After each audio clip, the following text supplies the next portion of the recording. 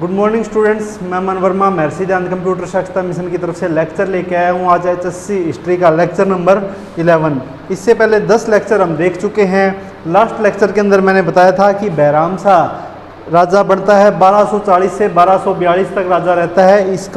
इसकी मृत्यु करता है। इसको मारता कौन है? मसूद शाह मारता है, और ये फिरोज शाह का बेटा है। मसूद शाह को नसरुद्दीन महमूद मारता है, और ये 1246 से 1266 तक राजा रहता है। राजा बनते ये बलबन जो था, बलबन को प्रधानमंत्री घोषित कर देता है और अपना राज संभालता है। लेकिन सारी जो पावर थी वो बलबन के हाथों में थी।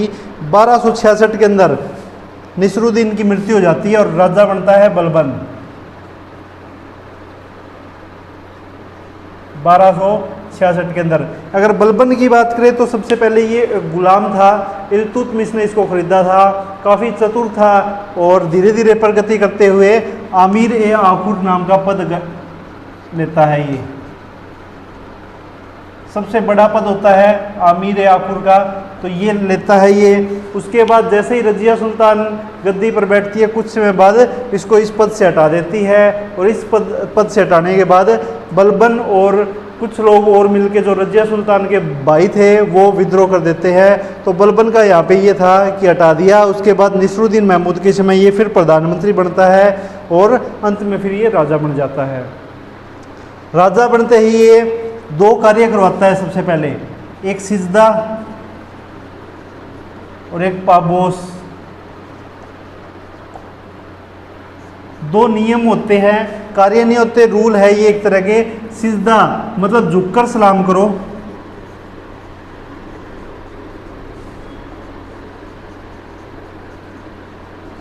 और पाबोस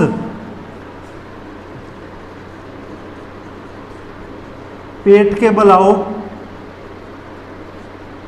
और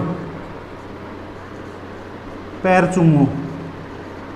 मतलब अगर कोई इसके सामने आता है तो वो झुककर सलाम करेगा, और अगर मिलना चाहता है तो वो पेट के बल आएगा और इसके आके पैर चूमेगा। तो इसने सबसे पहले तो 2 नियम बनाए ये। और उसके बाद में इसने जो 40 लोगों का संगठन था, एक जो 40 लोगों का संगठन था जो इल्तुतमिश ने बनाया था, इसकी छुट्टी कर दी। इनकी छुट्टी कर दी और इनको निकाल दिया। मीटिंग बुलाई और इनको फ्री कर दिया। उसके बाद में एक नौरोज तैयार होता है।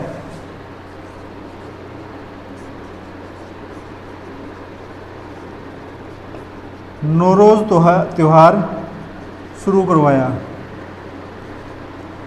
तो एक जो पहला ये था इसने 2 नियम बनाए। उसके बाद 40 लोगों का संगठन की छुट्टी कर दी और नौरोज त्योहार शुरू कर दिया। ये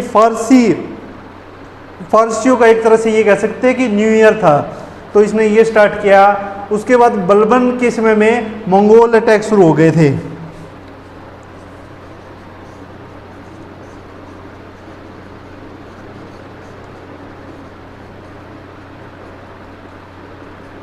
तो इसके समय में मंगोल अटैक स्टार्ट हो गए थे, और इसका बेटा था महमूद, वो इन अटैक में मारा गया था।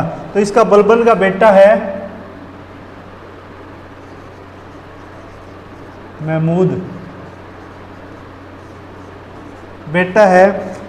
मंगोलों के अटैक में तो इसकी मृत्यु हो जाती है। अब इम्पोर्टेंट व्यक्ति ये क्यों था? क्योंकि बलबन जब राजा था तभी इसने घोषणा कर दी थी कि मेरे पश्चात जो मेरा उत्तराधिकारी होगा वो मेरा बेटा महमूद होगा। इसके 2 बेटे थे वैसे, लेकिन ये इससे ज़्यादा प्रेम करता था और इसको पहले ही घोषित कर दिया था कि मेरे बाद ये राजा बनेगा। लेकिन इसकी मृत्यु इससे पहले ही हो जाती है, बलबन की मृत्यु से पहले। उसके बाद जो मंगोल होते हैं उनसे बदला लेने के लिए इसने 3 नीति अपनाई थी।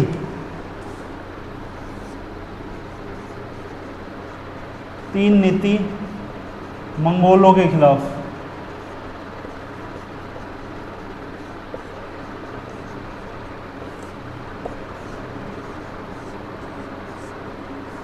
तो 3 नीति बनाता है ये। एक तो लो रक्त नीति होती है, एक दुर्ग नीति होती है, और एक दीवाने अर्ज विभाग शुरू करता है। लो रक्त नीति होती है सबसे पहले।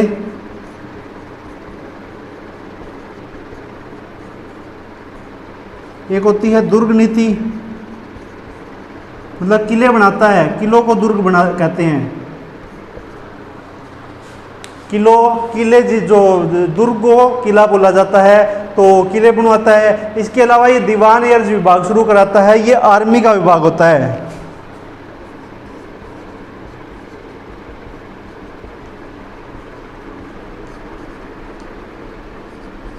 अलग से विभाग करता है, स्पेशली सिर्फ आर्मी के लिए ही होता है, तो ये करता है। उसके बाद 1286-87 के अंदर बलबन की मृत्यु हो जाती है। तो इसकी मृत्यु जो होती है 1286 में, कुछ लोग मानते हैं कि 1287 के अंदर मृत्यु हुई है इसकी। तो 1286-87 में बलबन की मृत्यु हो जाती है। नेचुरल डेथ होती है इसकी, बूढ़ा हो जाता है, काफ़ी बुजुर्ग हो जाता है और नेचुरल डेथ हो जाती है। और बलबन ने अपने समय में ही पहले घोषित कर दिया था कि उसके बाद मेरा बेटा महमूद गद्दी पर बैठेगा, लेकिन बेटे की भी मंगोलों के समय में ही मृत्यु हो जाती है। तो आगे इसकी गद्दी पर बैठेगा कौन? तो मैंने बताया जैसे कि इसके 2 बेटे थे, बलबन है, बलबन के 2 बेटे हैं। एक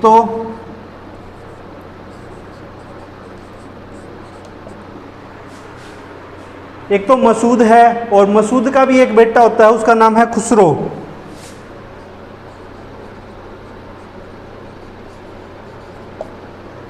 तो बलबन है, बलबन का बेटा है मसूद, मसूद का बेटा है खुसरो।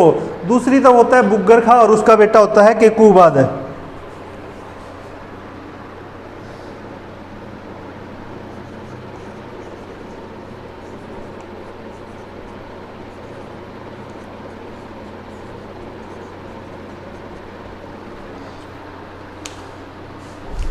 ये इससे ज़्यादा प्यार करता है। तो नेचुरल सी बात है, अगर मसूद की मृत्यु पहले ही हो चुकी है, बलबन की बाद में होती है, तो आगे राजा कौन बनेगा? इसी का मसूद का बेटा ही राजा बनता है। तो आगे आने वाले टाइम में राजा बनेगा कौन? खुसरो राजा बनेगा। खुसरो राजा बनेगा 1286-87 में। जैसे ही इसकी मृत्यु होती है तो खुसरो गद्दी पर बैठ जाता है, और जो खुसरो है गद्दी पर बैठ तो जाता है, लेकिन इससे केकूबाद जो है वो नाराज हो जाता है। बुग्गर खां की कोई इतनी ज़्यादा अहमियत नहीं है इसके अंदर, न ही ये किसी पोस्ट पर रहता। तो जो इसका बेटा है बुग्गर खां, ये कहता है कि मेरी बारी कब आएगी, मतलब मेरा भी परिवार रहना है। तो इसके पिता को कोई गद्दी मिली या फिर कोई और ओहदा मिला, और न ही इसके बाद केकूबाद को मिलना था। इसलिए केकूबाद क्या है, खुसरो को मरवा देता है। खुसरो को मरवा के और केकूबाद खुद गद्दी पर बैठता है 1287 से 1290। 1287 से 1290 के अंदर गद्दी पर बैठता है, और गद्दी पर बैठने के बाद इसको लकवा हो जाता है। केकूबाद को लकवा हो जाता है, और केकूबाद का भी एक बेटा होता है, उसका नाम है केमूर्स। तो इसका भी एक बेटा है केमूर्स सिर्फ 3 साल का है। तो गद्दी पर कौन बैठेगा? केकूबाद ने पहले ही घोषणा कर दी है कि मेरे बाद मेरा बेटा केमूर्स ही गद्दी पर बैठेगा, लेकिन वो है 3 साल का। तो उसकी गद्दी पर बैठ तो जाएगा, लेकिन वो किसी प्रकार के कोई भी डिसीजन नहीं ले सकता। तो डिसीजन लेने के लिए इसको किसी न किसी की हेल्प तो जरूरत पड़ेगी, और हेल्प करता है एक सेनापति होता है जलाल खिलजी।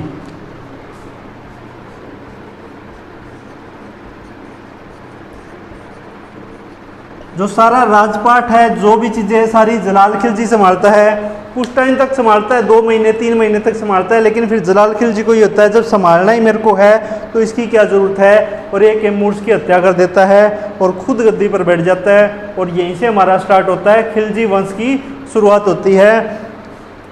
गुलाम वंश खत्म हो चुका है और खिलजी वंश हमारा यहाँ 1290 के अंदर स्टार्ट हो जाता है। तो आज का लेक्चर इतना ही रहेगा, और कल हम खिलजी वंश को देखना स्टार्ट करेंगे। वीडियो को लाइक शेयर सब्सक्राइब जरूर करें। Thank you.